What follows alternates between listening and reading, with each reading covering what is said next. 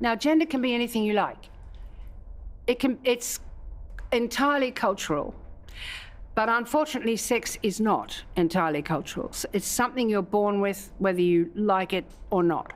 And most of us who grow up to be women, who have our first period, 12, 13, 14, whatever, traumatizing otherwise, a body we thought we knew becomes smelly and dirty and different. And then the boys come along who've been watching pornography and say that we're not groomed, we have to remove our body hair and so on. We're going to spend our lives removing body hair.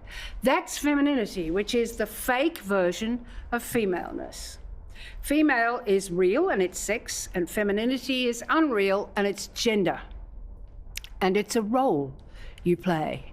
And for that to become the given identity of women is a profoundly disabling notion. Don't you feel that you'd be able to spend more time on all of those questions if you just moved on from this trans question and said, okay, fine, if you want to join us as women, then you're women. Come and join us in the bigger struggles. Well, they're not going to help us much with postpartum psychosis, are they? Or even with menstrual discomfort. Or, I think we can manage. You know, we are 51% of the population, and we're being held to ransom by a handful of people who are extremely vocal and aggressive. And that's no surprise to any of us. I mean, I don't understand why we have to make a mockery of older women. And that's universal. You say to me, I'm offending people.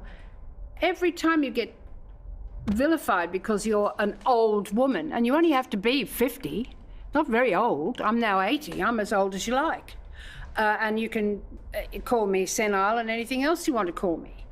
But I'm not going to be hijacked for this question of sexual identity, of gender identity. Look, I wrote a book a long time ago about how you get made into a woman. In those days, we called it conditioning. And you could see it happens from birth. Little baby girls are left to cry for longer than baby boys. They are fed for shorter periods than baby boys. We want them to be smaller than baby boys, and so on and so on and so on.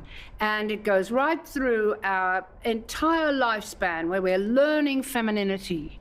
And it's a masquerade. It's not who we really are. There is nothing feminine about being pregnant. It's almost the antithesis of that. There's nothing feminine about giving birth. It's a bloody struggle, and you've got to be strong and brave. There's nothing feminine about breastfeeding. God knows it drives everybody mad. They want to see nice, big, pumped-up tits, but they don't want to see them doing their job. And it just goes on and on.